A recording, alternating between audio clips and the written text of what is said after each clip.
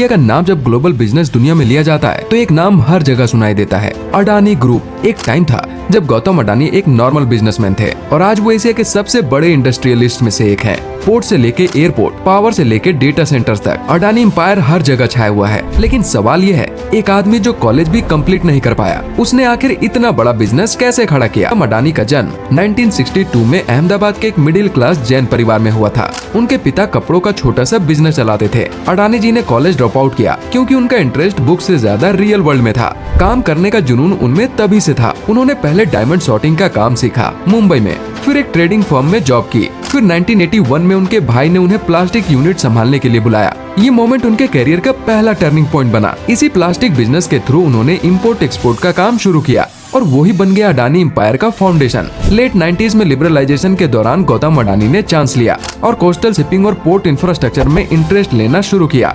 1988 में उन्होंने मुद्रा पोर्ट डेवलप करना स्टार्ट किया गुजरात में, और आज के टाइम में मुद्रा पोर्ट हर साल 150+ मिलियन टन का कार्गो हैंडल करता है। और यहाँ से अडानी ग्रुप का ग्रोथ सिर्फ ऊपर की तरफ गया। उन्होंने समझा कि इंफ्रास्ट्रक्चर एक ऐसी चीज है जिसमें इंडिया को डेवलपमेंट चाहिए और वो हर जगह वैल्यू क्रिएट कर सकते हैं। और शुरू हुआ डाइवर्सिफिकेशन का सिलसिला। अडानी पावर 2006 में लॉन्च किया। आज इंडिया के लार्जेस्ट प्राइवेट पावर प्रोड्यूसर्स में से एक है। Adani green energy, renewable energy future है। और अडानी विल्मर, आपका फॉर्च्यून तेल का ब्रांड, ये भी अडानी का ही है। अडानी एयरपोर्ट्स, मुंबई, अहमदाबाद, लखनऊ जैसे बड़े एयरपोर्ट्स आज अडानी ग्रुप के पास हैं। एक तरह से देखा जाए तो इंडिया की हर एसेंशियल सर्विस में अडानी ग्रुप का रोल है। ग्रोथ के साथ साथ अडानी ग्रुप के ऊपर टाइम पर कई एक्यूजेशंस लगे, लेकिन सबसे बड़ा चैलेंज आया 2023 में जब हिंडनबर्ग की रिसर्च रिपोर्ट सामने आई। हिंडनबर्ग ने अडानी ग्रुप के ऊपर फाइनेंशियल इरेगुलरिटीज, स्टॉक मैनिपुलेशन जैसे सीरियस एलिगेशंस लगाए। इस रिपोर्ट के बाद अडानी ग्रुप के शेयर्स 60% तक गिर गए और मार्केट कैप में 10 लाख करोड़ रुपए का लॉस हुआ।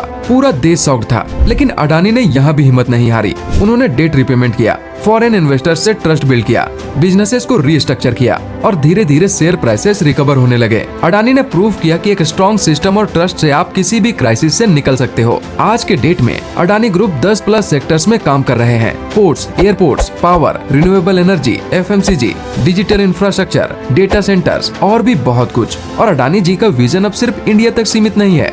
ग्लोबल प्रेजेंस उनका ग्रुप की कहानी सिर्फ एक बिजनेसमैन की सक्सेस स्टोरी नहीं है, ये केस स्टडी है विजन, एक्जीक्यूशन और